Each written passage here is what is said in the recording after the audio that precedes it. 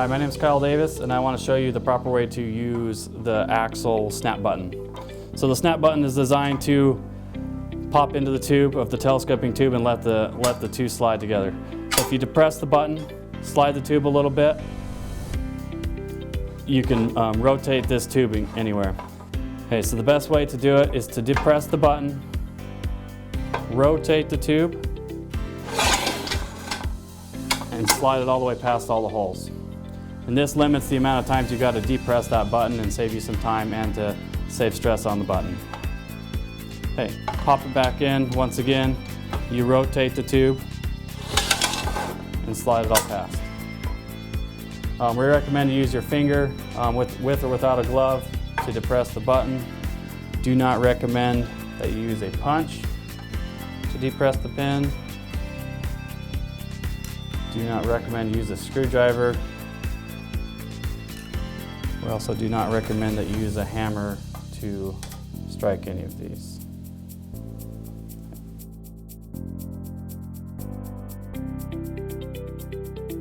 Okay, now I want to show you the inside of the axle and the snap button.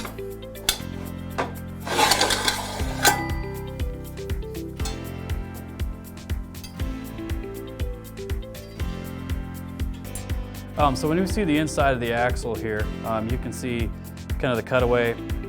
We have a little tail on the snap button, and that's to keep, as you depress, it keeps the snap button from falling all the way through, so you don't lose the snap button down the shaft. The other thing is you only need to press this button in just enough for this surface to become clear so the top of the axle can slide through. There's no need to crush it all the way through. Mostly the reason is to not deform the spring steel, which will affect the spring back.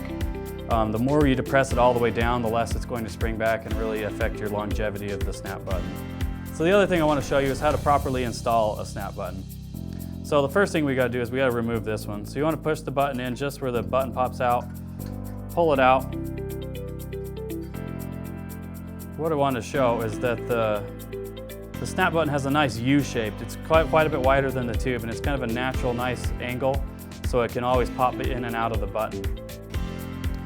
So as soon as we kind of smash this, you kind of see here, if I start to smash that and I get a kink in that U, it's no longer going to pop out the way that we designed it for, and it's going to start to really degrade and not to really spring back the way we want. So when we have you install it, we want you to just be nice and easy, kind of just barely bend it, just enough to pass through and click in. There's no need to just really smash it and drop it in. It's just kind of just get it past the different marks there. So that'll really help the longevity of your snap button, is to not depress it so far. So I hope this has been informative, and thanks for watching.